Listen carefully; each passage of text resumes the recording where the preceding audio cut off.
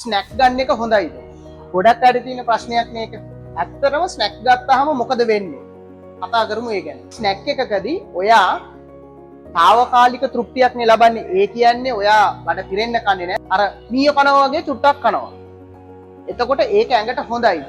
අනිත් එක තමයි චුට්ට ගොඩක් කන එක හොඳයිද? අනිත් එක තමයි ඔයා ස්නැක් එකක් විදිහට කන්නේ මොනවද?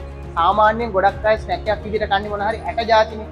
එහෙම නැත්තම් ගොඩාක්ම කැලරි වැඩි කෑම જાති තමයි ස්නැක් එකක් විදිහට කන්නේ. ඔය ස්නැක් කන එකට හොඳ උදාහරණයක් දෙන්න පුළුවන්. ඔයා ෆෝන් එක අරගෙන උඩට ස්වයිප් කරගෙන යනවානේ. ඔයාට බලන්න හොඳ එකක් එනකම්. අන්න ඒ වගේ තමයි ඔයා ඔය ස්නැක් ගන්න එකකින් එන ඩොපමීන් හිට් එක. ඔයාට ඒ හිට් එක එනකම් ඔයා කනවා. සමහරක් වෙලාවට ඔයා අපි බෝතලයකට දාලා ගෙනල්ලා ස්නැක් තියාගෙන කනවා නම් ටික වෙලාවක් යනකොට බෝතලේම ඉවරයි. මොකද නොදැනුවත්වම ඔක්කොම ටික වගේ කැවිලා. ඉතින් ඕකට තියෙන විසඳුම මොකක්ද? ඇත්තටම මීයෝ කනවා වගේ චුට්ට කන්නේ නැතුව ටිකක් වැඩිපුර. ඒ කියන්නේ මීල් එකක් විදියට ගත්තා නම් ගොඩක් හොඳයි.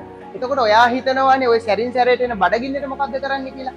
ඇත්තටම ඔයා ප්‍රෝටීන් වැඩි කෑමක් කෑවොත්, ඒ කියන්නේ මස් මාළු ටිකක් වැඩිපුර ඔයාගේ මීල් එකට එකතු කරගත්තොත් ඔය බඩගින්න කියන සාධකේ ටිකක් අඩු වෙනවා. ඇත්තටම කිව්වොත් බඩගින්න එන්නේ නැහැ. මොකද හේතුව ප්‍රෝටීන් කෑම වලින් බඩ ගොඩක් පිරෙනවා. එතකොට ඔයා ෆුල් මීල් එකකින් බඩ පිරුණට පස්සේ ඔයාට ඇත්තටම කන්න හිතෙන්නේ නැහැ.